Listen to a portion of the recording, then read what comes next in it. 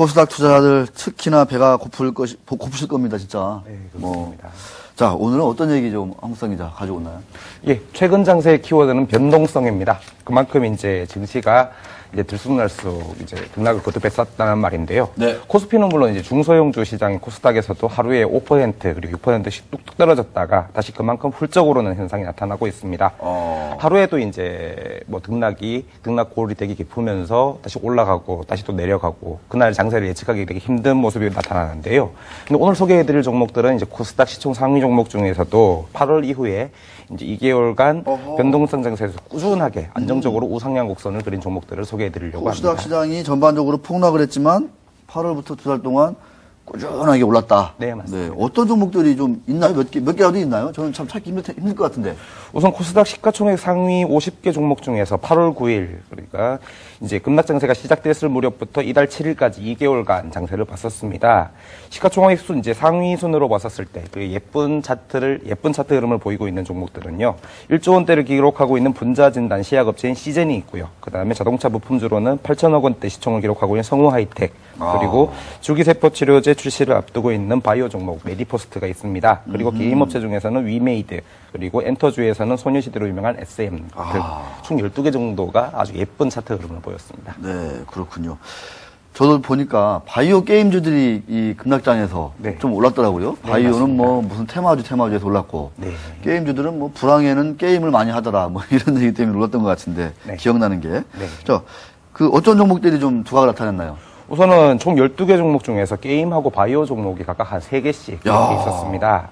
우선은 게임 업종 중에서는 프리스타일이나 프리스타일 농구, 풋볼 등으로 유명한 JC가 있었고요. 그 다음에 게임빌, 그리고 위메이드 등이 있었습니다. 바이오 종목에서는 시젠, 그리고 메디포스트가 있었고요. 아까 말씀드리지 못한 차바이오엔 등이 있었습니다. 네. 그리고 그 외에서는 IT 업종에서 반도체 패키징 업체 시그니틱스가 있었고요. 그리고 반도체 웨이퍼 캐리어 박스, 웨이퍼를 옮기는 플라스틱 박스인데요. 그것을 만드는 국내 유일의 업체 3S 등이 있었습니다. 그리고 성우 하이텍은 자동차 부품 업종에서 되게 유명한 종목들이 있고요. 그렇죠. 야, 혹시 이게 업종이 좀 많이 천양지차여서 네. 그렇긴 한데 네. 공통점을 좀 찾을 수 있나요? 어떻습니까? 공통점이라고 한다면 변동성 장세에도 또 이제 투자자들이 이제 실적을 이제 중요시한다는 부분이 있습니다. 내외 변수로 이제 시장 전체가 출렁이고 있음에도 이제 안정적으로 돈을 벌 수 있느냐 여부를 투자자들이 가장 중요하게 여겼다라는 말로 해석할 수 있습니다. 네. 기술력과 그리고 시장 점유율을 바탕으로 해서 이제 안정적으로 실적을 높여가는 그런 종목이라고 보시면 되겠습니다. 네. 이렇게 급락장 속에서도 우상향을 이어간 종목들 12개요. 네, 52건 중에. 네, 맞습니다. 자, 주요 종목 한두 개 좀 이렇게 간략히 좀 어떤 종목이 눈에 띄는지 한번 좀 짚어주시죠. 예. 우선 가장 상승률이 높은 종목은 J 콘텐트리였습니다. J 콘텐트리는 콘텐츠 업종에 속하는데요. 이제 8월 9일 이후 2개월간 114%라는 상승률을 기록했습니다. 중앙일보 종편 채널인 JTBC의 이제 후방 채널 역할을 담당하는 콘텐츠 종목인데요. 영화하고 그리고 잡지 그리고 이제 방송 사업 부문 요 세 가지가 있습니다. 네. 방송 사업 부문에서는 이제 Q 채널, J 골프 등으로 이제 가장 성장성이 높은 그런 성장 분제 축이라고 볼 수가 있고요. 그다음에 시너스하고 메가박스 이 두 개를 같이 보유를 하고 있습니다. 그래서 그런 부분에 고른 성적이 기대되고 메가박스가 있고요. 여기 거예요? 네, 맞습니다. 아하, 최근에 이제 같이 합쳐져서 이제 시장 위치가 3위 정도가 된다. 그렇군요. 네. 그리고 이제 바이오 업종에서는 메디포스트 성장세가 되게 높았습니다. 아, 이제 메디포스트도 한 2배 가량 이제 주가가 오르는 많이 올랐어요. 맞습니다. 네, 정말. 퇴행성 관절염 치료제 이제 카티스템이라고 이게 이제 9월에 이제 이미 뭐 폰모커가 신청이 완료가 됐습니다. 이제 곧 이제 시장에서 실적이 확인될 수 있는 그런 종목이고요. 오늘도 아주 급등을 하고 있네요. 네, 맞습니다. 네. 동아제약과 글락소스미스클라인, GSK를 통해서 국내의 판매망을 확보해서 이제 실적이 좀 빨리 가시화될 수 있다는 부분이 유망 포인트로 꼽히고 있습니다. 여기는 액면가가 500원인데 지금 한 13만 네. 5천 원 정도 하는 것 같아요. 네, 13만 원 가량 올랐습니다. 자본금 31억 원짜리가 시가총액은 8,600억 가고 있습니다. 이거 나중에 실적 뒷받침 안 되면 또 무서운 후폭풍이 예상되는 부분이긴 한데 네. 아까 그 게임주 잠깐 이제 얘기를 해주셨거든요. 네. 아까 말씀드렸지만 왜 이렇게 게임주 중에 이런 글로벌 업체로 성장을 하고 있다 이런 얘기까지 막 하더라고요. 네, 그래서 지난주에 맞습니다. 이상배 기자가 네. NC소프트를 아주 유명한 기업으로 게임주로 한번 소개해주기도 했는데 네. 아까 잠깐 얘기했던 그 위메이드, 네, 위메이드. 예, 전화 연결을 통해서 그 애널리스트분한테 네. 그 위메이드뿐만 아니라 게임주 어떻게 네, 봐야 될지 한번 같이 한번 좀 우리 황수상 기자 알아보도록 하겠습니다. 예.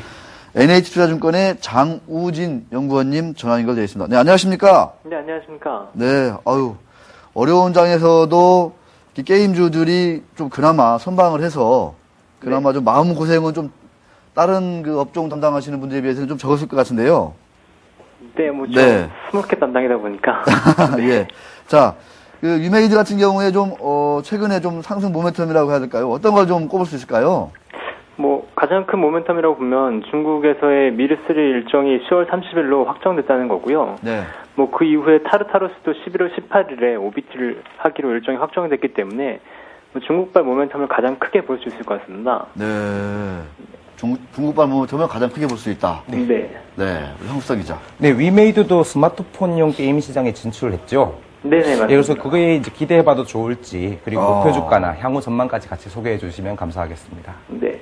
뭐 스마트폰 게임은 점차 네트워크 게임으로 진화하고 있습니다. 뭐, 기존에는 일회성 다운로드 게임이었기 때문에, 뭐, 그 게임들의 생명력이 3개월에서 6개월에 불과했었는데, 뭐, 스마트폰 게임도 기존의 온라인 게임처럼 네트워크 게임으로 진화하면서, 뭐, 장기적인 생명성을 가지고 있다, 장기적인 생명성을 이제 앞으로 가질 것으로 보이고요.